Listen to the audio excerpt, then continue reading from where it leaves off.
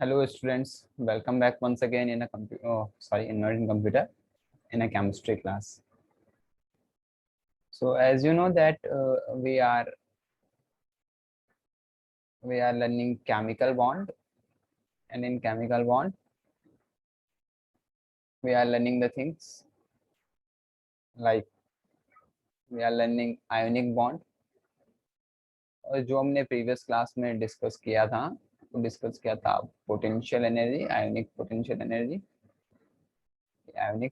Energy क्या होता है, कैसे वो वर्क करता है,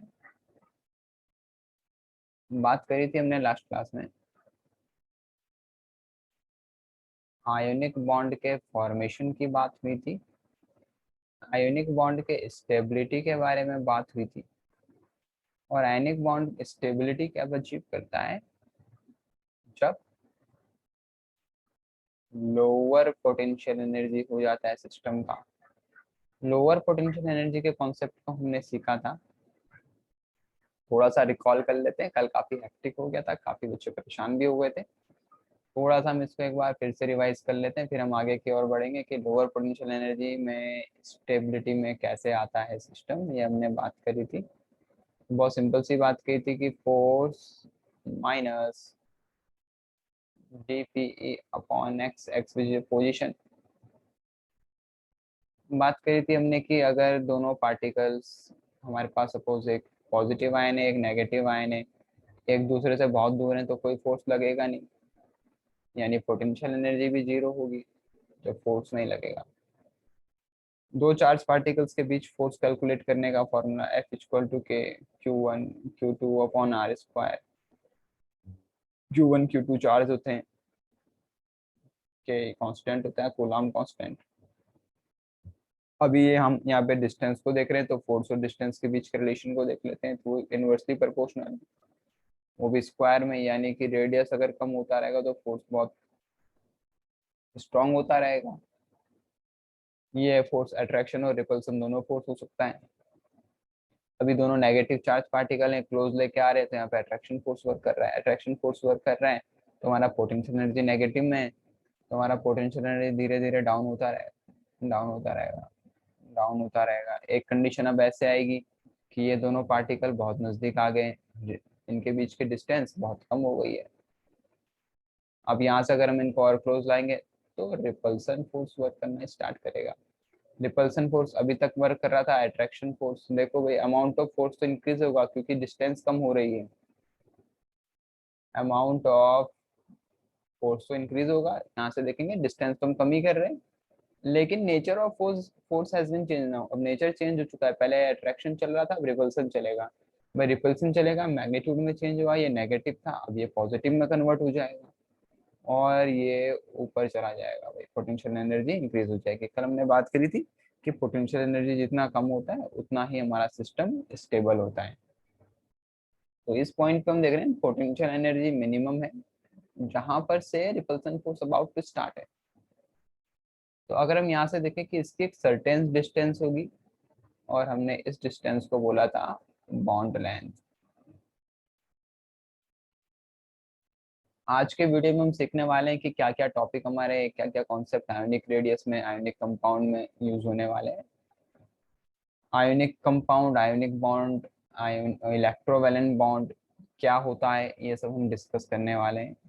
क्या क्या जो कॉन्सेप्ट्स हैं, क्या क्या टॉपिक हैं इसके अंदर है, terms related to ionic bond, पहले वो देख लेते हैं, फिर हम आगे की बातें स्टार्ट करेंगे। Terms related to ionic bond,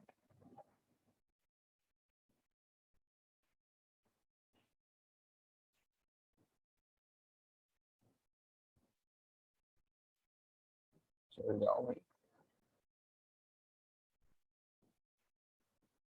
क्या हो गया है, वेट।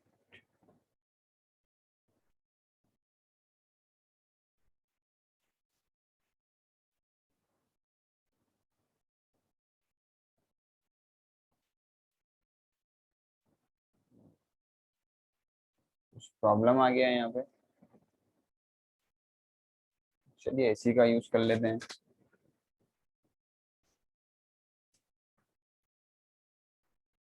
तो सबसे पहले आयनिक बॉन्ड से क्या क्या टर्म्स रिलेट करते हैं। आयनिक बॉन्ड का डेफिनेशन हमने बताया था। आयनिक बॉन्ड को हम इलेक्ट्रोवैलेंट बॉन्ड भी कहते हैं। जब दो चार्ज पार्टिकल्स के बीच अट्रैक्शन फोर्स लगता है, वो उस अट्रैक्शन फोर्स के थ्रू बाइंड होते हैं, बहुत स्ट्रांगली बाइंड होते हैं, तो इस टाइप के उस अट्रैक्शन फोर्स को हम आयनिक बॉन्ड कहते हैं। आयनिक बॉन्ड के बाद आता है आयनिक कंपाउंड। आयनिक कंपाउंड का डेफिनेशन बहुत इजी होता है, एक ऐसा कंपाउंड जिसमें आयनिक बॉन्ड एग्जिस्ट करता हो। एक ऐसा कंपाउंड जिसमें आयनिक बॉन्ड एग्जिस्ट करता हो तो हम कहेंगे आयनिक कंपाउंड है या इलेक्ट्रोवैलेंट कंपाउंड है। अगला टर्म आता है electrovalency.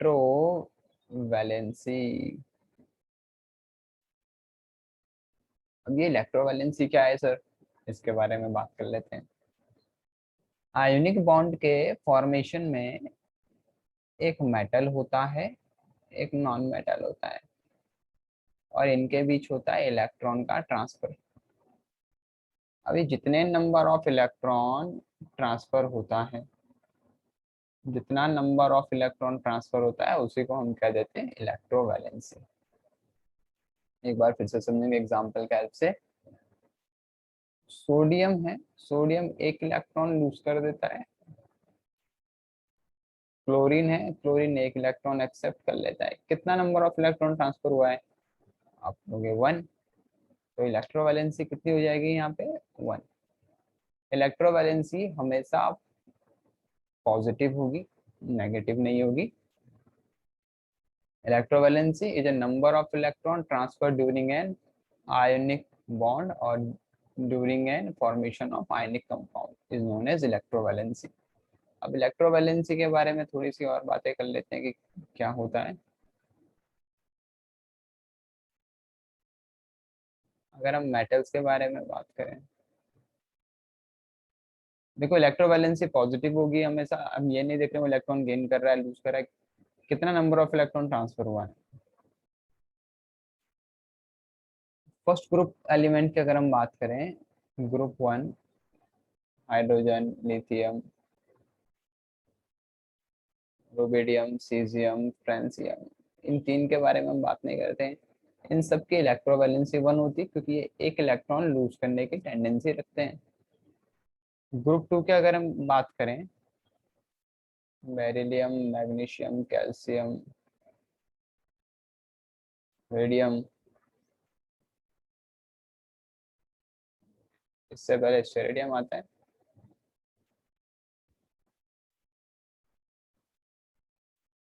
Then barium, then radium.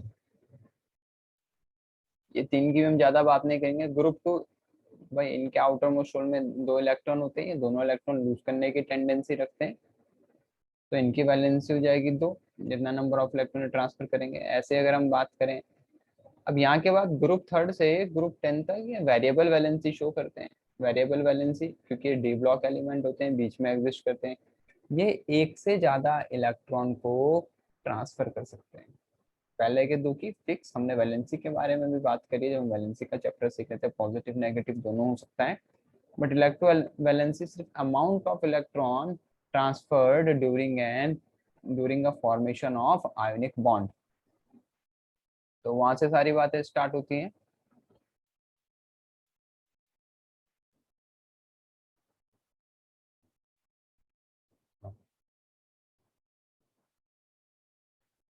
Group 17 के बारे में बात कर लेते हैं हम, हेलोजन फैमिली।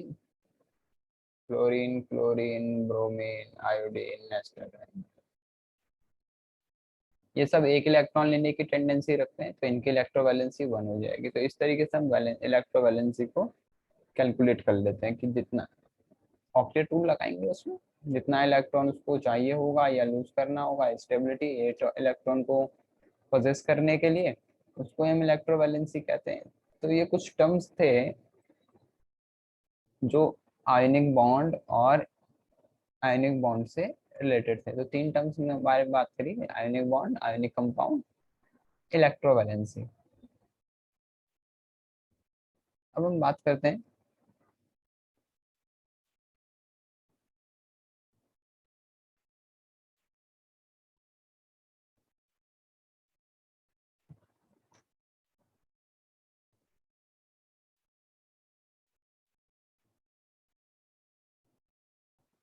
बात करेंगे लुइस डॉट स्ट्रक्चर के बारे में, जहाँ से हम स्टार्ट करने वाले थे कल। लुइस डॉट स्ट्रक्चर बेसिकली, अब लुइस डॉट स्ट्रक्चर होता क्या है? ये होता है किसी एटम का आउटर मोस्ट शेल के इलेक्ट्रॉन्स का रिप्रेजेंटेशन। किसी एटम का आउटर मोस्ट शेल के इलेक्ट्रॉन का रिप्रेजेंटेशन को हम लुइस डॉट स्ट्रक्चर कहते हैं। ये होता कैसे? एटम, अब यहाँ पे तो बात करेंगे कि सर यहाँ पे तो आयन बन रहा है। एटम और आयन में थोड़ी सी डिफरेंस के बारे में बात कर लेते हैं। एटम के आउटर मोस्ट शेल स्टेबल हो ये जरूरी नहीं है, लेकिन आयन का आउटर मोस्ट शेल हमेशा स्टेबल होगा।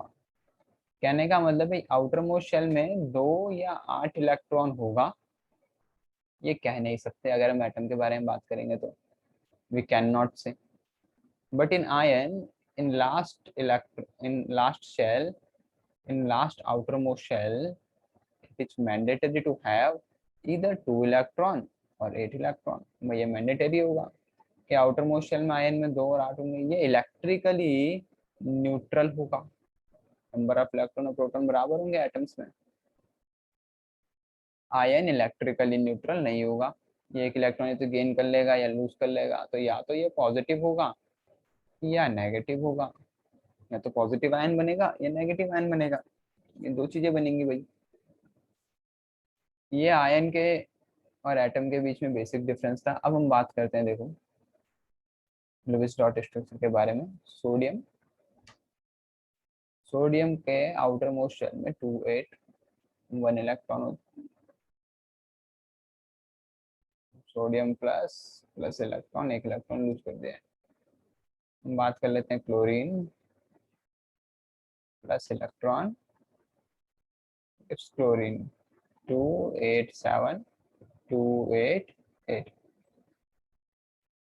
जैसे कि हमने कहा था कि आयोनिक बॉन्ड कैसे होते हैं भाई, नॉन डायरेक्शनल होते हैं, कोई स्ट्रक्चर नहीं होता आयोनिक बॉन्ड का। इस वजह से लुइस डॉट स्ट्रक्चर के थ्रू हम इसको समझाने की कोशिश कर रहे हैं। वहां से हम थोड़ा सा इसका स्ट्रक्चर डिफाइन कर लेंगे।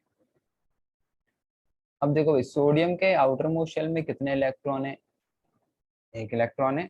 तो हम कहेंगे लुइस डॉट स्ट्रक्चर कहेगा सोडियम, और यहाँ पे हम इसको दिखा देंगे 1 इलेक्ट्रॉन। अब बात करते हैं क्लोरीन की। क्लोरीन आउटर मोस्ट शेल में कितने इलेक्ट्रॉन है? यहाँ पे आउटर मोस्ट शेल में इलेक्ट्रॉन है 7, 1 2 3 4 5 6 7। अब इसमें बॉन्ड फॉर्मेशन कब होगा? बॉन्ड फॉर्मेशन कब होगा? जब ये 1 इलेक्ट्रॉन यहाँ ट्रांसफर हो जाएगा। जब ये 1 इलेक्ट्रॉन यहाँ ट्रांसफर हो जाएगा तो बेसिकली हुआ क्या, ये बात हो गई है बॉन्ड बनने से पहले की। होना क्या है, ये 1 इलेक्ट्रॉन ने यहाँ ट्रांसफर होना है। अब देखो ट्रांसफर के बाद क्या हो जाएगा। सोडियम जब 1 इलेक्ट्रॉन ट्रांसफर कर देगा तो इसका आ जाएगा positive charge, outermost shell में कुछ भी नहीं है। आउटर मोस्ट शेल में कुछ भी नहीं है। प्लस क्लोरीन के बारे में हम बात कर लेते हैं। इसने 1 इलेक्ट्रॉन इसका भी ले लिया है आउटर मोस्ट शेल में, 1 2 3 4 5 6 7, और ये एक इसका 1 इलेक्ट्रॉन 8। 8 इलेक्ट्रॉन लेने के बाद इसका आ जाता है नेगेटिव चार्ज और बन गया हमारा NaCl। तो कैसे भी दिखा सकते हैं, ये बॉन्ड बनने से पहले की कहानी है, ये बॉन्ड बनने के बाद की कहानी है, और दोनों में लुईस डॉट स्ट्रक्चर ये है।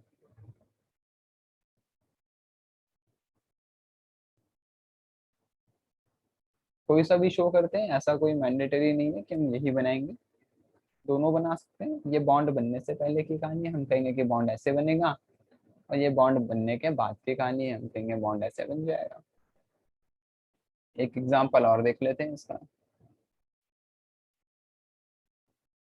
भाई कैल्शियम क्लोराइड के बारे में बात कर लेते हैं। कैल्शियम क्लोराइड ये कैसा हो गया है?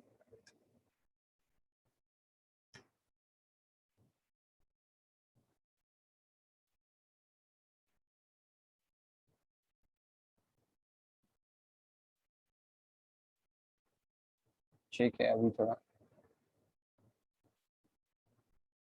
कैल्शियम क्लोराइड के बारे में बात कर लेते हैं। भाई कैल्शियम का एटॉमिक नंबर होता है 2882, सॉरी इलेक्ट्रॉनिक कॉन्फ़िगरेशन क्या करने वाला है, ये 2 इलेक्ट्रॉन लूज करने वाला है, आने वाला है इस पे 2 पॉजिटिव चार्ज। क्लोरीन की अगर हम बात करें तो कहानी सेम रहेगी, ये होने वाला है नेगेटिव, ये इसका इलेक्ट्रॉनिक कॉन्फ़िगरेशन 287। ठीक हो गया है बात। क्या करेंगे, सबसे पहले कैल्शियम यहाँ पे लिख लेंगे, लुईस डॉट स्ट्रक्चर के बारे में बात कर रहे हैं हम। 2 इलेक्ट्रॉन है यहाँ पे, 2 इलेक्ट्रॉन हम ऐसे दिखा देंगे 1 2। ठीक है। क्लोरीन के बारे में बात करेंगे, कितने इलेक्ट्रॉन हैं आउटर मोशन में, 7, 1 2 3 4 5 6 7। क्या होगा, हम कहेंगे एक इलेक्ट्रॉन इसको दे देगा। ठीक है, एक इलेक्ट्रॉन देने के बाद क्या हुआ, इसके तो 8 कंप्लीट हो गए। क्या अभी ये स्टेबल हुआ है, अभी नहीं हुआ है, यानी एक इलेक्ट्रॉन और देगा, तो एक और एटम हमें रिक्वायर्ड होगा क्लोरीन का। 1 2 3 4 5 6 7, और ये एक इलेक्ट्रॉन भी इसको डोनेट कर देगा। तो ये हो गया Lewis dot structure. I hope ये लुईस डॉट स्ट्रक्चर बनाना आ गया होगा। ये बॉन्ड बनने से पहले की कहानी है, बॉन्ड बनने के बाद की कहानी भी दिखा सकते हैं लुईस डॉट स्ट्रक्चर में, ऐसा कोई प्रॉब्लम नहीं है। कैल्शियम 2 पॉजिटिव, आउटर मोशन में 2 पॉजिटिव के समय तो कुछ होगा नहीं, 2 8 8, 8 इलेक्ट्रॉन नहीं दिखाएंगे। क्लोरीन 1 2 3 4 5 6 7, एक नेगेटिव, यहाँ पर एक इलेक्ट्रॉन इसने एक्सेप्ट कर लिया है, और इसके 2 एटम। तो हम बॉन्ड बनने से पहले की कहानी भी बता सकते हैं, बॉन्ड बनने के बाद की कहानी भी बता सकते हैं। दोनों के दोनों चीजें लुईस डॉट स्ट्रक्चर को ही डिफाइन कर रहा है। लुईस डॉट स्ट्रक्चर बनाएंगे आप लोग अपने घर में।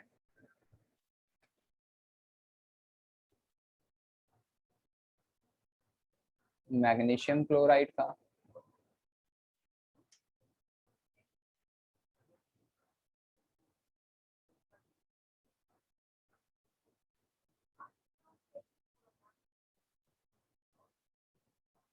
सोडियम ऑक्साइड का,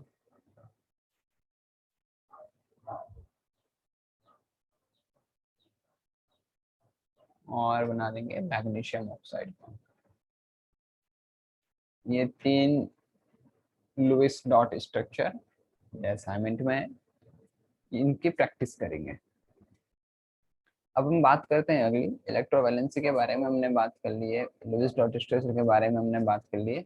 आज हम बात करेंगे आगे energy terms involve in ionic bond formation. बहुत ही इम्पोर्टेंट टॉपिक है।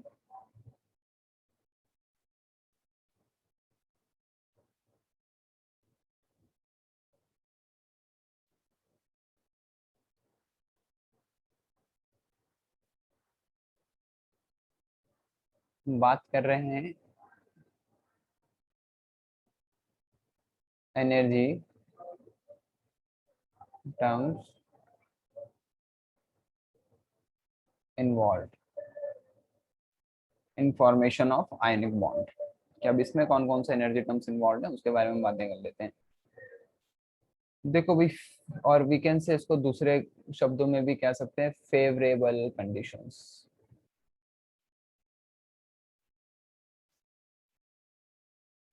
पहले अगर हम बात करते हैं, देखो होता क्या है, एक मेटल होता है, गैसियस स्टेट में मेटल से एक इलेक्ट्रॉन निकाल दिया जाता है। अब बताओ, याद करो पिछले चैप्टर में हमने क्या सीखा था, कि जब मेटल से या किसी एटम से एक इलेक्ट्रॉन को निकालेंगे, when one electron is removed from the outermost shell of an atom, then there is some amount of energy required। वहां पे एनर्जी रिक्वायर्ड होता था, एनर्जी रिक्वायर्ड होता था। और कौन सा एनर्जी होता था बताओ? आयोनाइजेशन एनर्जी, आयोनाइजेशन एनर्जी होता था। भाई आयोनाइजेशन एनर्जी क्या होता था? एक एटम है, उसके आउटर मोस्ट शेल से इलेक्ट्रॉन को निकालने के लिए जितना एनर्जी रिक्वायर्ड होगा उसको हम कहेंगे आयोनाइजेशन एनर्जी। अब जाहिर सी बात है, जितना कम एनर्जी यहाँ पे रिक्वायर्ड हो उतना बढ़िया है, जितना इजीली इलेक्ट्रॉन निकल जाए। भाई जितना एनर्जी हम यहाँ पे कम लगानी पड़े, जितना कम वर्क करना पड़े, उतना बढ़िया होगा। क्योंकि आयोनिक बॉन्ड में क्या होगा, इलेक्ट्रॉन ने निकलना है और उसमें गेन होना है। तो आयोनाइजेशन एनर्जी जितना लीस्ट होगा उतना बढ़िया होगा। तो फेवरेबल कंडीशन में आयोनाइजेशन एनर्जी लीस्ट होना चाहिए, क्योंकि इलेक्ट्रॉन इजीली निकल जाए। अगर इलेक्ट्रॉन इजीली निकल रहा है तो इलेक्ट्रॉन उधर से इजीली गेन हो जाना चाहिए। गेन होने की बात हम बाद में करेंगे। तो इलेक्ट्रॉन इजीली निकल जाए यहाँ से, मेटल आयन में जल्दी कन्वर्ट हो जाए, ये तो चाहते हैं। आयनिक बॉन्ड तभी तो बनेगा जब मेटल आयन में इजीली कन्वर्ट हो जाए। इजीली कन्वर्ट कब होगा भाई? जब वहां पे कम एनर्जी में ही इलेक्ट्रॉन निकल जाए। तो आयनाइजेशन एनर्जी क्या होनी चाहिए? लिस्ट होनी चाहिए। दूसरा अगर हम बात करें नॉन मेटल की, कोई एक नॉन मेटल ले लेते हैं एक्स गैसेस स्टेट में, ये इलेक्ट्रॉन एक्सेप्ट करता है and gives x negative. when an electron added to outermost shell of an isolated gaseous neutral atom, then it releases some amount of energy। क्या होता है, वहां से कुछ अमाउंट ऑफ एनर्जी रिलीज होती है। और उस अमाउंट ऑफ एनर्जी को क्या कहते हैं? क्या कहते हैं उसको? इलेक्ट्रॉन एफिनिटी कहते हैं। इलेक्ट्रॉन एफिनिटी कहते हैं। अब बताओ भाई, कोई इलेक्ट्रॉन एक्सेप्ट करके जितनी ज्यादा एनर्जी रिलीज करेगा, इसका मतलब वो उतना स्टेबल है। जितनी ज्यादा एनर्जी वो रिलीज करेगा, इलेक्ट्रॉन एफिनिटी का मतलब है, इलेक्ट्रॉन एफिनिटी का मतलब है कि amount of energy release during an acceptance of electron by an atom. तो हम कहते हैं जितनी ज्यादा एनर्जी रिलीज हो उतना बढ़िया है, वो उतना इजीली एक्सेप्ट करेगा, वो उतना ज्यादा स्टेबल होगा। सारी बात स्टेबिलिटी की चल रही है।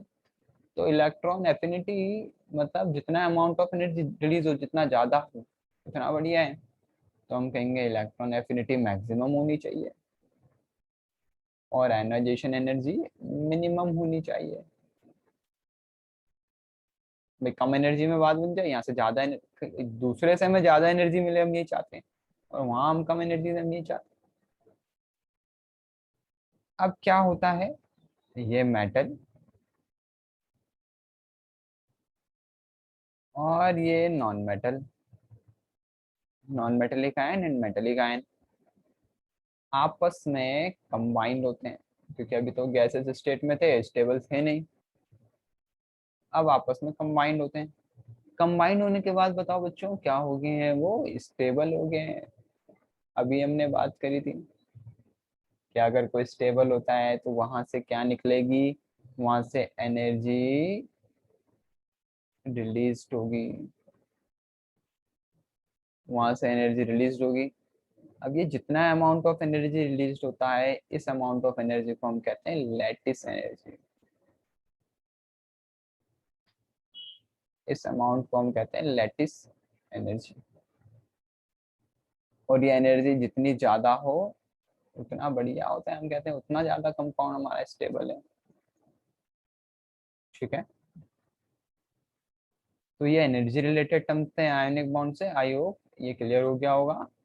आयनाइजेशन एनर्जी जितना लीस्ट होगा उतना बढ़िया, इलेक्ट्रॉन एफिनिटी जितना मैक्सिमम होगा उतना बढ़िया। और अगर हम बात कर रहे हैं लैटिस एनर्जी की, यानी एनर्जी रिलीज की, वो जितना ज्यादा निकलेगा उतना बेटर होगा।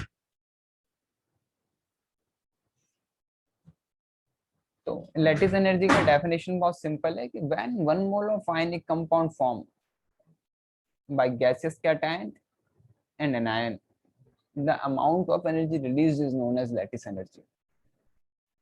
एक मोल आयोनिक कंपाउंड फॉर्म होने में किससे, कैटायन और एनायन के कॉम्बिनेशन से, उसमें जो एनर्जी क्या होगी, रिलीज होगी, इवॉल्व होगी, उसको हम कहेंगे लैटिस एनर्जी।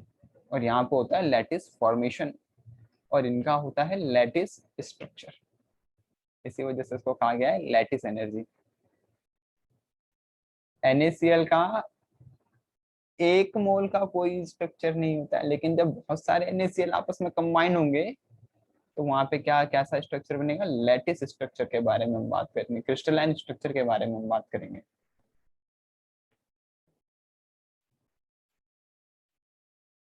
और वो एनर्जी बहुत ज्यादा होती है, इस वजह से उसको ब्रेक करना बहुत मुश्किल हो जाता है। ठीक है, अब हम बात करते हैं कि हमारे पास अगर आयनिक कंपाउंड होंगे तो हम कैसे बताएंगे कि कौन ज्यादा आयोनिक है कौन कम आयोनिक है।